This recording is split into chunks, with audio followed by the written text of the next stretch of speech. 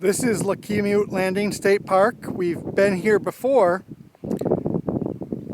back in January when we went to Buena Vista. And I didn't have time to see it then, so now I'm seeing it more now. So this is the trail. It's not exactly epic, but it's very pleasant. Goes down to this lake here.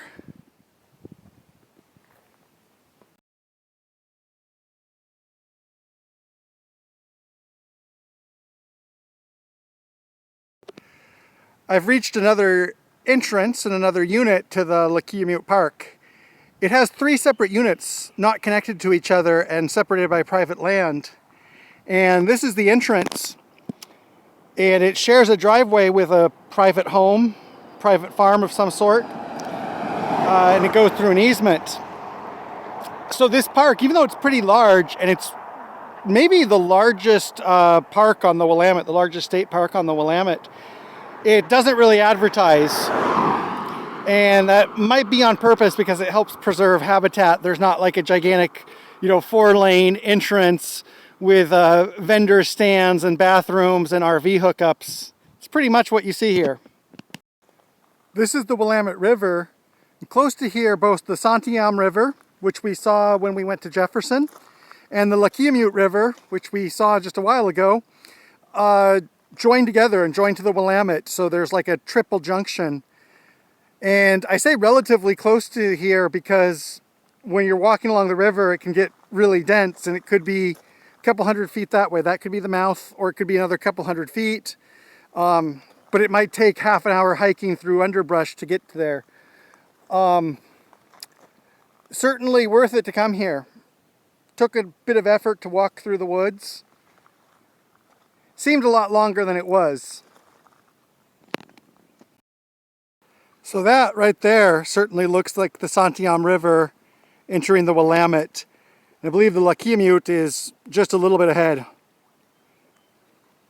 It's also the triple border between 3 counties. Polk County, where I am now, Lynn County south of the Santiam, and Marion County to the north of it.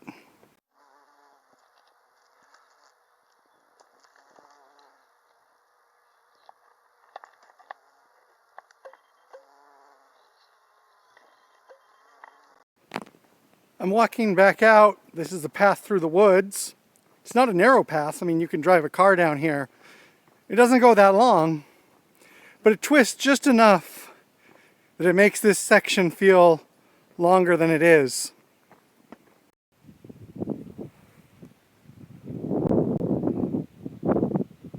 I accidentally left the path. I know exactly where I am. Came in on the path right on the other side of this meadow. And even though I can see exactly where I came in, I still feel a little bit lost.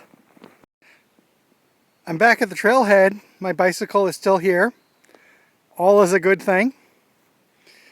No particular reason to think it wouldn't be, but it's still a relief when I come back and see it's where I left it. So in all, it was 1 3/4 miles out and the same end, 3.5 miles. Not really an epic walk, but in a natural area, distances can seem longer than they are. I also drank a kombucha energy drink, and it had more caffeine than I thought it did. And so that's my big, thrilling, dangerous experience, is too much caffeine in my energy drink. Hopefully it'll give me energy to bicycle back home. I guess the point is that in the scheme of things, drinking an extra caffeinated kombucha drink and hiking less than 4 miles isn't really Hunter S. Thompson territory. This isn't some type of epic hike. This isn't Chris McCandless territory.